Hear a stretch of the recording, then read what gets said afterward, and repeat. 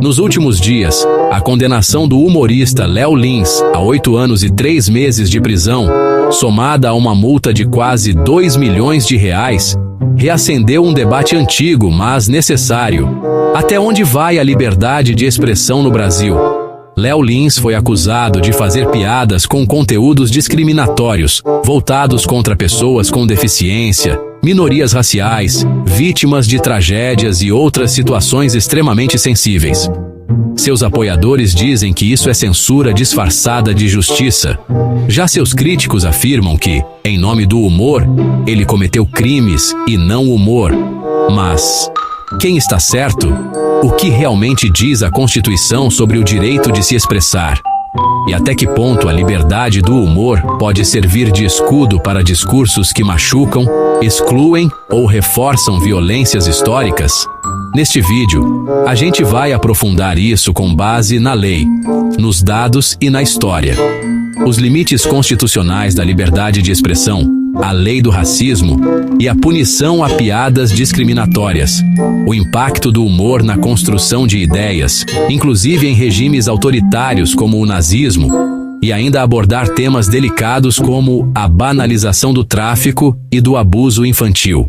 O direito à liberdade de expressão no Brasil está garantido na Constituição Federal de 1988, que é a base legal da nossa democracia. O artigo 5º é onde esse direito está mais detalhado.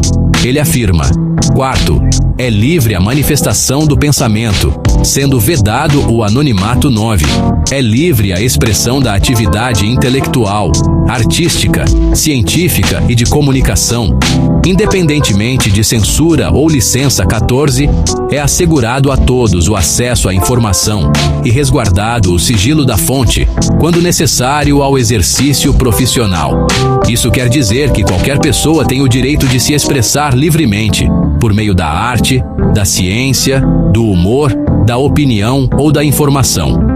No entanto, a mesma Constituição impõe limites claros a essa liberdade. X. São invioláveis a intimidade, a vida privada, a honra e a imagem das pessoas. XLI. A lei punirá qualquer discriminação atentatória dos direitos e liberdades fundamentais. Aqui entra a responsabilidade. Liberdade não é licença para ofender, humilhar ou incitar ódio. A liberdade de expressão é um direito individual, mas o Brasil é regido por um princípio chamado função social dos direitos. Isso significa que todo direito individual deve coexistir com os direitos coletivos e com o bem comum.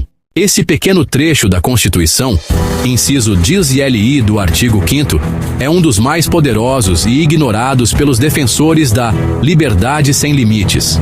Vamos analisar palavra por palavra. A lei punirá. Essa expressão confere obrigatoriedade jurídica. O Estado tem o dever de criar mecanismos legais e aplicar sanções a quem praticar atos de discriminação. Não é uma opção moral ou recomendação ética. É um dever legal e constitucional. A punição pode vir por meio de processos civis, processos penais, ações coletivas, qualquer discriminação. Aqui está um dos pontos mais amplos da lei: qualquer. Isso significa que a Constituição não limita o tipo de discriminação que será punida. Entra aqui: racismo, sexismo, LGBTfobia, capacitismo, xenofobia, gênero, idade, classe, religião. A amplitude desse termo mostra que a Constituição não tolera práticas discriminatórias sob nenhuma forma, nem mesmo em formato de humor. Atentatória dos direitos e liberdades fundamentais. Aqui está o ponto mais jurídico da questão. A discriminação é punível quando ela ataca direitos e liberdades que são considerados fundamentais à dignidade humana. Isso inclui direito à vida, direito à liberdade religiosa, liberdade de expressão, direito à privacidade, direito à igualdade. Por exemplo, quando alguém faz uma piada que reduz uma pessoa com deficiência à condição de objeto de escárnio, isso atenta contra a dignidade. Quando uma piada associa negros à criminalidade ou inferioridade intelectual, ela atenta contra o direito à igualdade e à imagem. Quando uma piada sexualiza menores de idade ou banaliza abusos, ela viola frontalmente os direitos da criança e do adolescente. Entre os temas mais ignorados, mas extremamente sensíveis, está a proteção da infância, especialmente quando falamos de piadas, conteúdos ou discursos que envolvem crianças e adolescentes. A Constituição é clara. A criança tem prioridade absoluta em qualquer situação que envolva conflito de direitos. Artigo 227, CF 88. É dever da família, da sociedade e do Estado assegurar à criança e ao adolescente, com absoluta prioridade, o direito à vida, à saúde, à dignidade. Isso significa que quando a liberdade de expressão entra em conflito com a integridade emocional ou psicológica de uma criança, o que deve prevalecer é a proteção da infância. Não se trata apenas de bom senso. É um princípio constitucional com força jurídica. Segundo o Ministério dos Direitos Humanos, o Brasil registrou um crescimento de 145% nos casos de abuso sexual infantil entre 2019 e 2023. Foram 6.000 casos em 2019 e mais de 18.000 casos registrados em 2023. E esses são apenas os casos denunciados. A maioria desses crimes ocorre dentro de casa, cometidos por familiares ou pessoas próximas. Quando humoristas ou comunicadores fazem piadas que sexualizam crianças, ou zombam da dor de vítimas, reforçam um ciclo de banalização e silêncio que só protege os agressores. Esse tipo de conteúdo não é liberdade artística, é apologia ao crime e, muitas vezes, encobrimento cultural de práticas violentas. O racismo no Brasil não é apenas uma questão de opinião. Ele é uma estrutura histórica, econômica e social, enraizada em séculos de escravidão, segregação e exclusão. E o humor, quando mal utilizado, tem um papel direto na manutenção dessa estrutura. Durante o século XX, especialmente nas décadas de 1950 a 1980, programas humorísticos brasileiros como Balança Mas Não Cai, Os Trapalhões e A Praça é Nossa traziam piadas com cunho racista, misógino e homofóbico, que reforçavam estereótipos. Personagem como Mussum, por exemplo, era apresentado como o bêbado engraçado, com um português estereotipado, reforçando o arquétipo do negro cômico, ignorante e incapaz. Segundo o Atlas da Violência 2023, 77% das vítimas de homicídios no Brasil são negras. Jovens negros têm 2,7 vezes mais chance de serem assassinados do que jovens brancos. Casos como os de Genivaldo de Jesus Santos, morto por asfixia numa viatura da PRF, 2022. Moise Kabagambe, congolês espancado até a morte no RJ, 2022.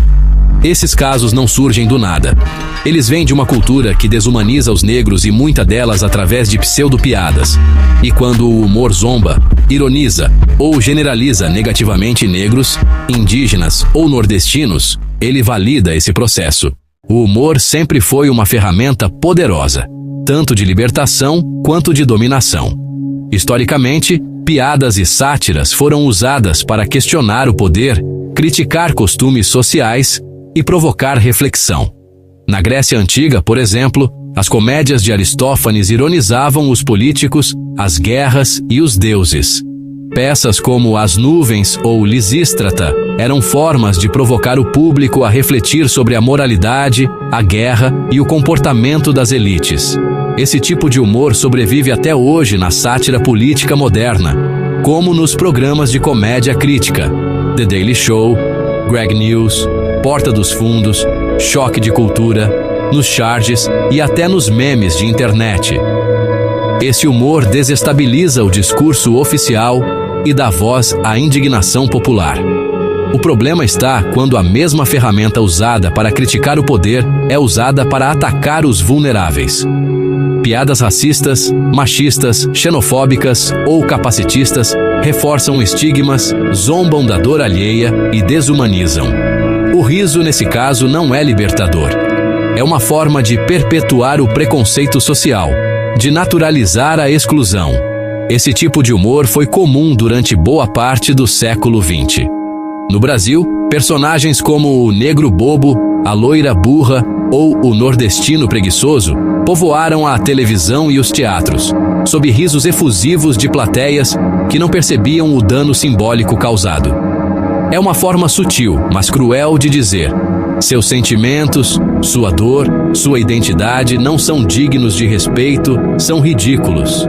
Discursos de ódio disfarçados de humor negro. O agressor ri, o público ri e as vítimas só aumentam. Isso não é liberdade de expressão. É opressão fantasiada de comédia. Em contextos autoritários, o humor tem papel ambíguo. Ele pode ser uma forma de resistência ou uma arma do próprio regime.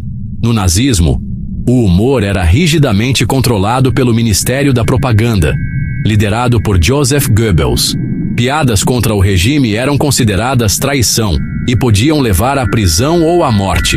No entanto, piadas antissemitas e racistas eram estimuladas como ferramenta de banalização da violência, ajudando a criar cumplicidade popular com o Holocausto. No Brasil da ditadura, o AI-5, 1968, instaurou censura total. Peças de teatro, charges e músicas eram revisadas por militares. Artistas como Chico Buarque, Milor Fernandes e Renfield driblavam a censura com códigos, metáforas e humor crítico disfarçado. China atual. Piadas contra o Partido Comunista são punidas.